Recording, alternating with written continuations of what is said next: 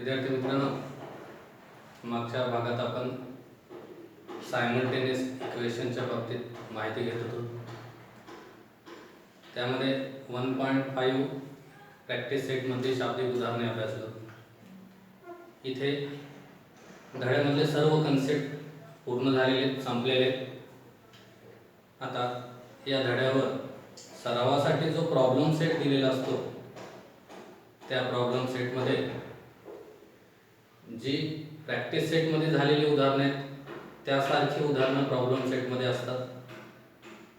ती तुम्हाला सोडवायची आणि त्यापेक्षा जे थोडे डिफरंट उदाहरणं आहेत ती मी इथे घेणार आहे.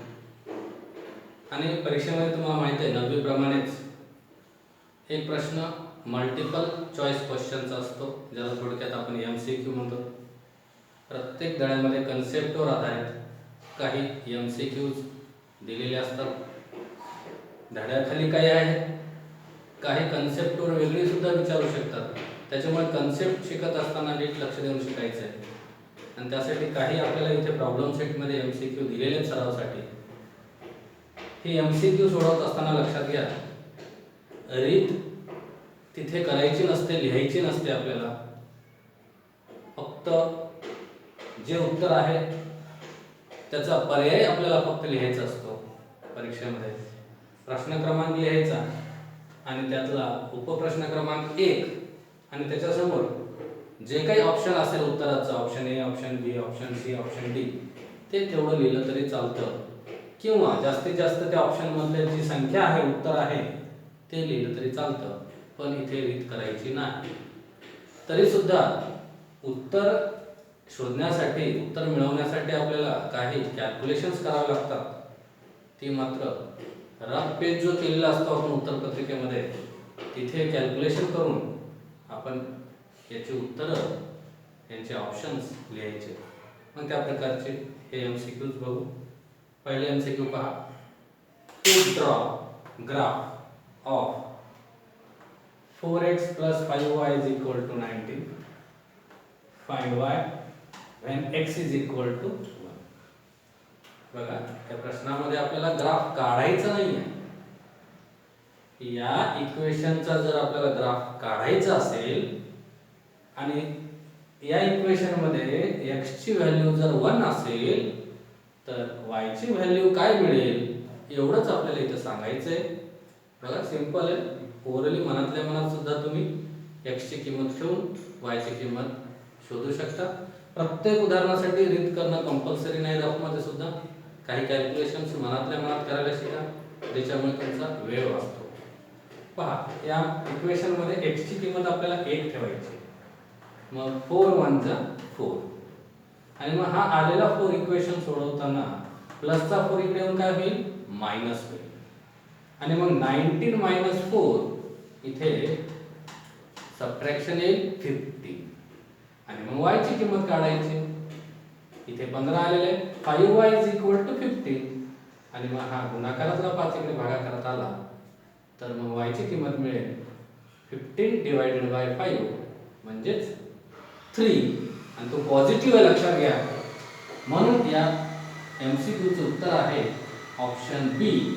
आपण उत्तर लिहिताना ऑप्शन B असं लिहायचंय किंवा 3 असं लिहिलं तरी चालतं. पहा, इथं थोडक्यात लिहितो मी आन्सर. एक तर तुम्ही असं ऑप्शन B असं लिहिलं तरी चालतं किंवा जे काही उत्तर आहे ते उत्तर लिहिलं तरी चालतं. आन्सर 3 असं लिहिलं तरी चालतं. त्यापेक्षा बेस्ट ऑप्शन लिहिचा ऑप्शन जे असेल उत्तराचं ते. Okay, next.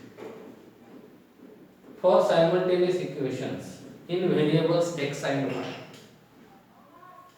हे डिटर्मिनंट dx ची व्हॅल्यू 49 दिलेली आहे, डिटर्मिनंट dy ची व्हॅल्यू -63 आहे, डिटर्मिनंट d ची व्हॅल्यू 7 आहे. तर आपल्याला या इक्वेशन्स मधल्या x ची किंमत काढायची. आपण क्रॅमर्स रूल म्हणजे डिटर्मिनंट मेथड सोडवायला शिकलो. त्यामध्ये सोल्युशन फाइंड करताना x ची व्हॅल्यू म्हणजे dx/d आणि y ची व्हॅल्यू म्हणजे डिटर्मिनंट y/d असं आपण क्रॅमर्स रूल मध्ये शिकलो.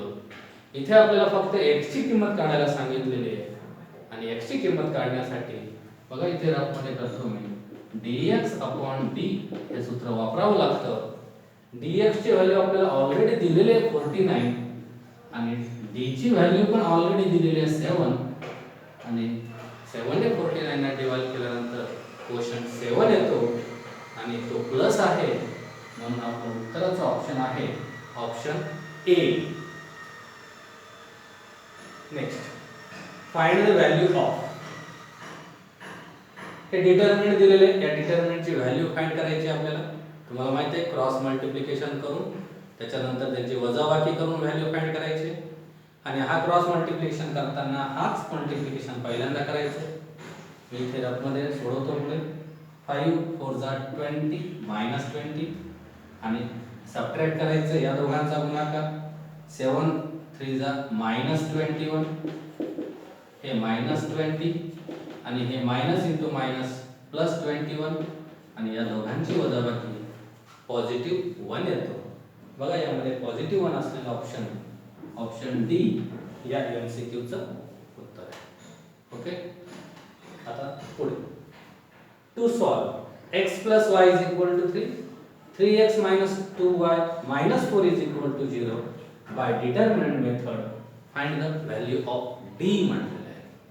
म्हणजे आपल्याला डिटर्मिनंट d ची व्हॅल्यू फाइंड करायची आहे.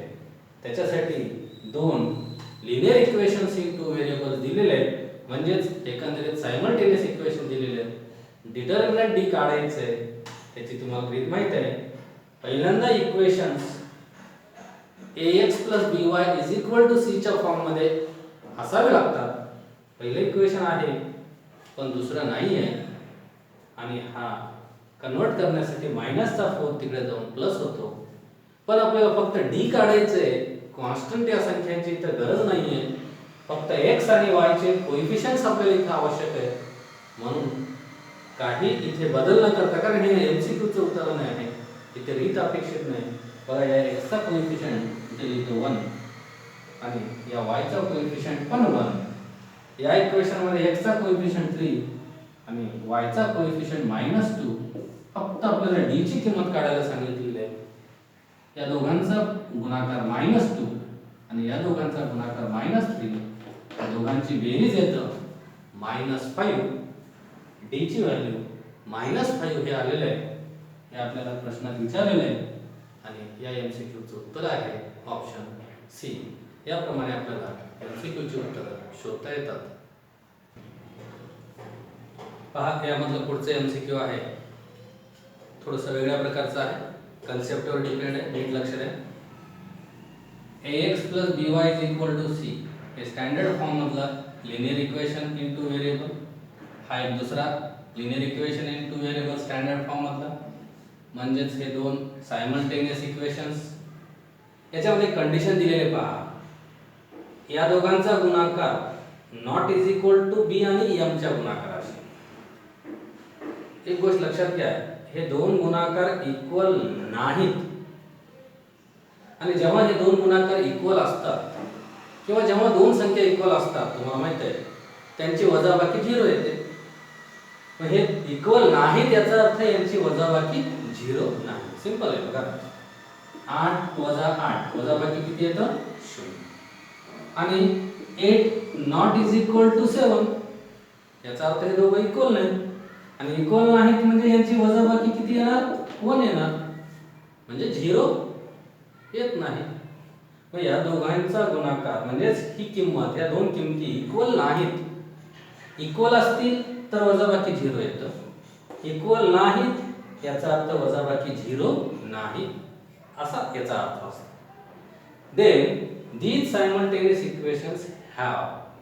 तेव्हा या सायमल्टेनियस इक्वेशनच्या सोल्युशनच्या बाबतीत आपल्याला विचारलेलं आहे की या सायमल्टेनियस इक्वेशनला एकच सोल्युशन असतं का, सोल्युशन नसतं का, किंवा अनेक सोल्युशन असतात किंवा फक्त दोन सोल्युशन असतात हे आपल्याला सांगायचं आहे. लक्षात घ्या याच्यासाठी आपल्याला डिटर्मिनंट मेथडचा विचार करावा लागेल.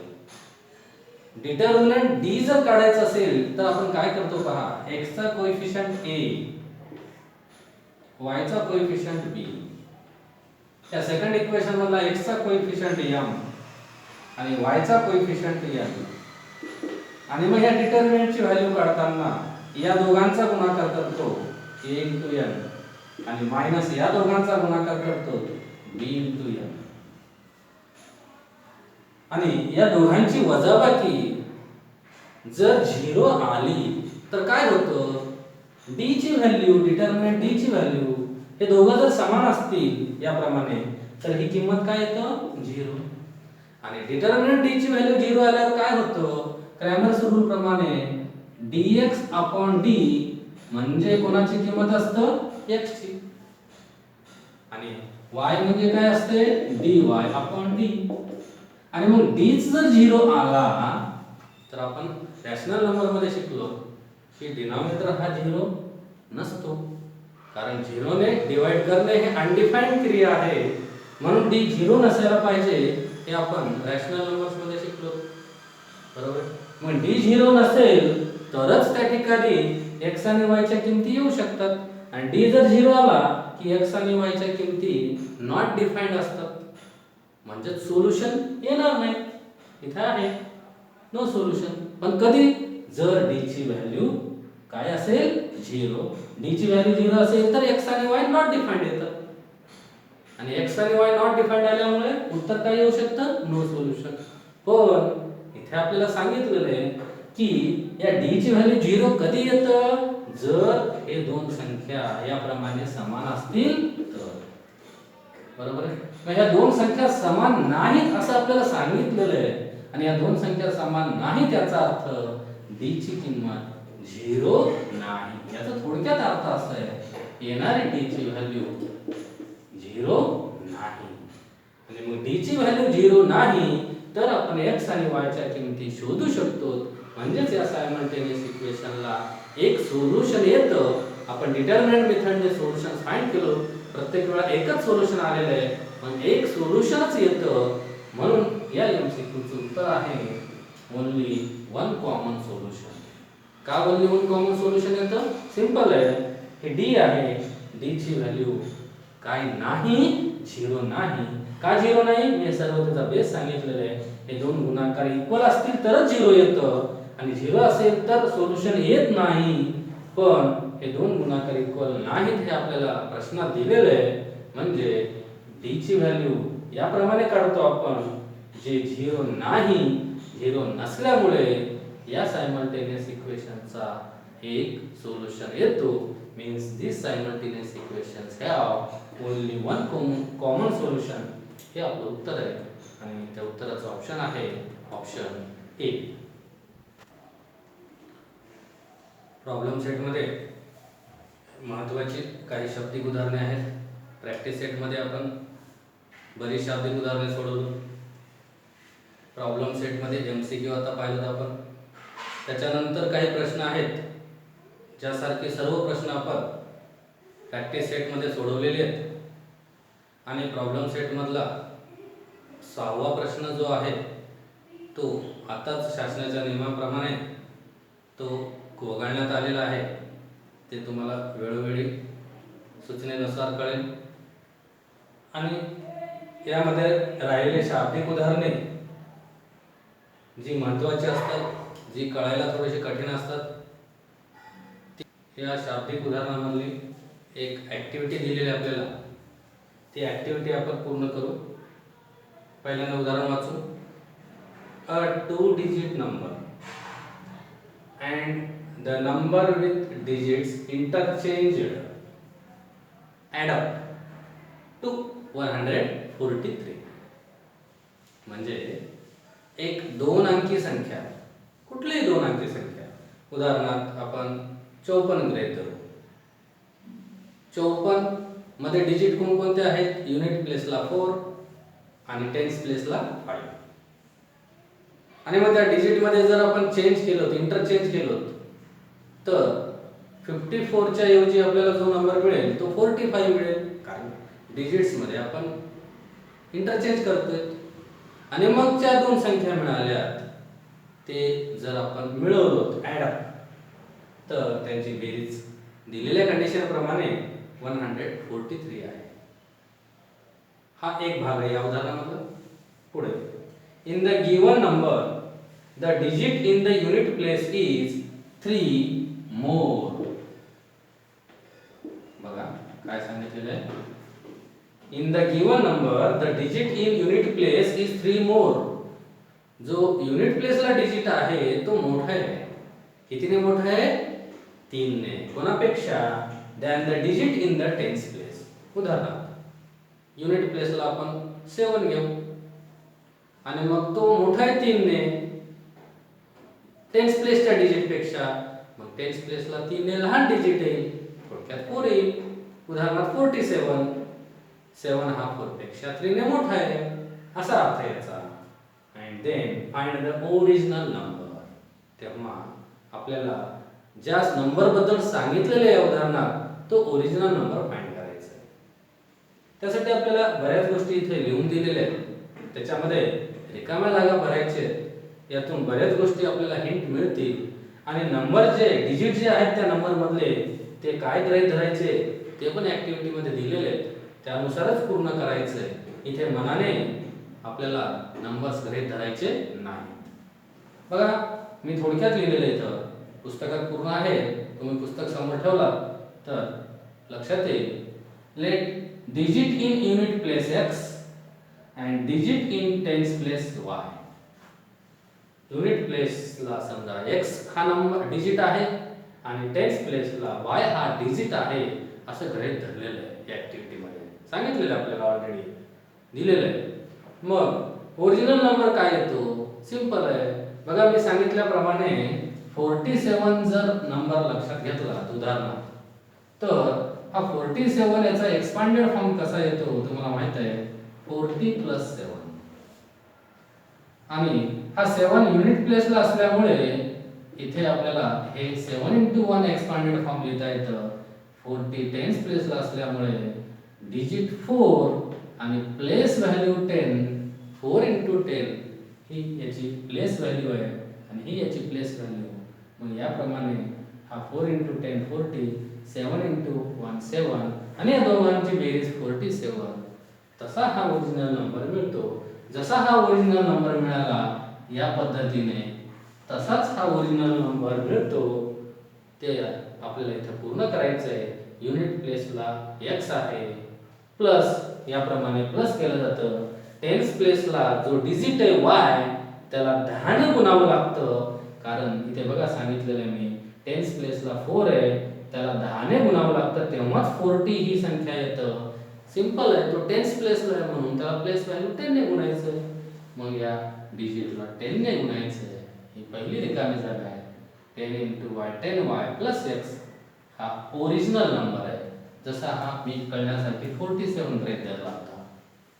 आता डिजिट इंटरचेंज केल्यानंतर 47 चा काय होतो? 74 होतो. बरोबर आहे. फक्त डिजिट्स बदलले त्याच्यामुळे त्याची किंमत पण बदलली. मग 47 मध्ये युनिट प्लेसला 4 येतो, टेन्स प्लेसला 7 येतं. पण त्याची किंमत मिळण्यासाठी टेन्स प्लेसच्या डिजिटला 10 ने मल्टिप्लाय करावं लागतं. हे लक्षात ठेवून इंटरचेंज्ड नंबर मिळतो आपल्याला. आता बदललेला नंबर जसं 47 याचा इंटरचेंज नंबर मिळतो 74. तसं x आणि y गृहीत धरून इंटरचेंज्ड नंबर काय मिळतो बघा. जो युनिट प्लेसला होता तो डिजिट टेन्स प्लेसला गेला. जो टेन्स प्लेसला होता तो आता युनिट प्लेसला आला.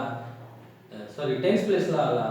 हा y या ठिकाणी इथे युनिट प्लेसला गेला आणि हा जो युनिट प्लेसला x होता तो टेन्स प्लेसला आला. टेन्स प्लेसला x हा डिजिट आला. टेन्स प्लेस आहे म्हणून याला 10 ने मल्टिप्लाय करायचं आणि मग हा झाला इंटरचेंज्ड नंबर. आणि मग ह्या दोघांना काय केलंय ऍड अप टू 143. यांना मिळवल्यानंतर 143 यांची बेरीज आली. इथे दिलेलं आहे बघा इक्वेशन. या दोघांना मिळवल्यानंतर 143 बेरीज आली. ओरिजिनल नंबर मी इथे लिहायचं आहे 10y + x आणि इंटरचेंज्ड नंबर इथे लिहायचं आहे 10x + y आणि या दोघांची बेरीज दिल्याप्रमाणे कंडिशन मध्ये 143 आहे. आणि मग हे इक्वेशन सोडवताना लाईक टर्म्सची बेरीज करून इथे उत्तर लिहायचं आहे. x आणि 10x यांची बेरीज 11x येतं. 10y आणि y यांची बेरीज 11y येतं. राईट साइड 143 ला 143. याला सिम्पलेस्ट फॉर्म मध्ये कन्वर्ट करू आपण. या सर्वांना 11 ने डिवाइड होतो. 11 ने सर्वांना डिवाइड केल्यानंतर 11 कॅन्सल होऊन इथे x राहतं. 11 एलिमिनेट होऊन y राहतं आणि 11 ने ह्याला भागल्यानंतर 11 एक 11 3 उरले 33 झाले. 11 त्रिक 33. इथे आपल्याला रिकामी जागा भरायची आहे. बघा इक्वेशन 1 सिम्पलेस्ट फॉर्म मध्ये मिळालं. आणि मग सेकंड कंडिशन जी दिली त्याच्यानुसार पुढचं इक्वेशन मिळवायचं आहे. बघा सेकंड कंडिशन मध्ये काय दिलंय, in the given number the digit in unit place is 3 मोर. म्हणजे युनिट प्लेसचा डिजिट मोठा आहे म्हणजे लहान कोण आहे, टेन्स प्लेसचा डिजिट. आणि जेव्हा बॅलन्स करायचे आपल्याला इक्वेशन तेव्हा जो लहान आहे त्याच्यात ऍड करायचं आहे. मग युनिट प्लेसचा डिजिट x दिलेला आहे, इथे दिलेला आहे बघा digit in unit place. Digit in unit place काय दिलेला आहे x आणि तो इक्वल आहे या डिजिट इन टेन्स प्लेस पेक्षा 3 ने जास्त आहे, 3 ने मोठा आहे. म्हणून डिजिट इन टेन्स प्लेस जो आहे ऑलरेडी आपल्याला इथे दिलेला आहे y, त्याच्यामध्ये 3 काय करायचंय ऍड करायचंय. तेव्हा बॅलन्स होईल इक्वेशन. हा युनिट प्लेसचा डिजिट x म्हणजे 3 ने मोठा आहे कोणापेक्षा, डिजिट इन टेन्स प्लेस. म्हणून इथे रिकाम्या जागेमध्ये टेन्स प्लेसचा डिजिट y घ्यायचा आहे. आणि मग इक्वेशनला सिम्प्लिफाय केलेलं आहे. प्लसचा y साइड बदलून मायनस होईल. x minus y is equal to 3. हा सेकंड इक्वेशन मिळाला. बघा हा फर्स्ट इक्वेशन हा सेकंड इक्वेशन. यांच्यामध्ये y चे कोएफिशिएंट अपोजिट आहेत, सेम आहेत अपोजिट आहेत, ऍडिशन करता येतं. म्हणून या दोन इक्वेशन मध्ये इथे लिहिलेलं आहे ऍडिंग इक्वेशन 1 आणि 2. आणि मग y एलिमिनेट होतील.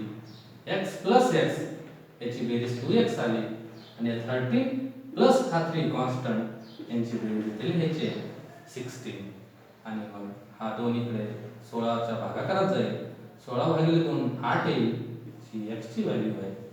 म्हणजे आपल्याला युनिट प्लेसचा डिजिट इथे मिळाला. आणि मग ही आलेली किंमत x ची व्हॅल्यू इक्वेशन 1 मध्ये ठेवू आपण. बघा इक्वेशन 1 या ठिकाणी इथे आहे. या इक्वेशन 1 मध्ये ही आलेली x ची व्हॅल्यू ठेवायची. इथे लिहिलेलं इक्वेशन x y 13. याच्यामध्ये x ची व्हॅल्यू 8 ठेवलेली आहे प्लस इथे रिकामी जागेमध्ये व्हेरिएबल y लिहायचे लक्षात घ्या. कारण x ची किंमत ऑलरेडी इथे ठेवून दिलेली आहे आपल्याला ऍक्टिव्हिटी मध्ये. x ची व्हॅल्यू 8 ठेवतोय, y ला y, 13 ला 13. किंमत y ची काढायची आहे. 8 इकडे जाऊन मायनस होईल. 13 वजा 8 5 ही y ची किंमत मिळेल. बघा ही झाली y ची value y is equal to 5.